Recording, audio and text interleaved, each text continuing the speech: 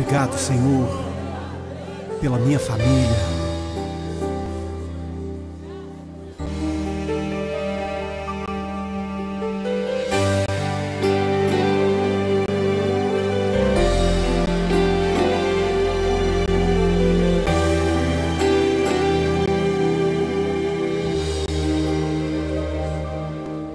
Te agradeço pela minha família e por tua presença no meu lar. Te agradeço pelo pão de cada dia que o Senhor nunca deixou faltar. Te agradeço pela nossa harmonia. Só em Ti, Senhor, podemos confiar. Já te agradeço pelas Tuas maravilhas e os milagres que ainda há de operar. A minha família é bênção do Senhor, me ensina a tratar minha família com amor. Edifica minha casa para o Teu louvor. A minha família é um presente do Senhor.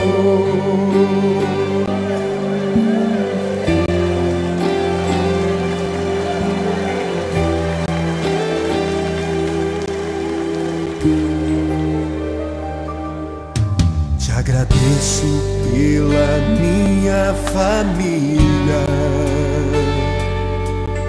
e por Tua presença no meu lar.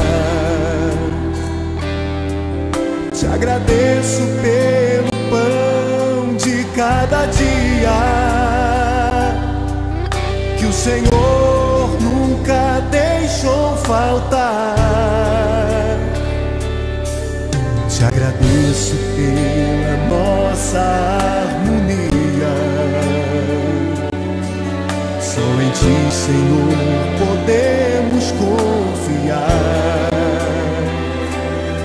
Já te agradeço pelas Tuas maravilhas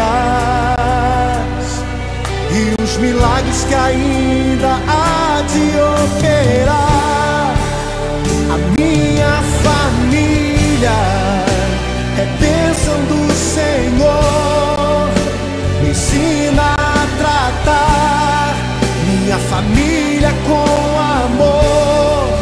Edifica minha casa para o Teu louvor. A minha família é um presente do Senhor. A minha família é bênção do Senhor, me ensina a tratar minha família com amor. Edifica minha casa para o Teu louvor. A minha família é um presente do Senhor. A minha família é bênção do Senhor. Eu convido você a dar um abraço nessa pessoa que você tanto ama. E se você não está perto dessa pessoa, liga para ela, diga: eu te amo, você é muito importante para mim. A minha família é um presente do Senhor. A minha família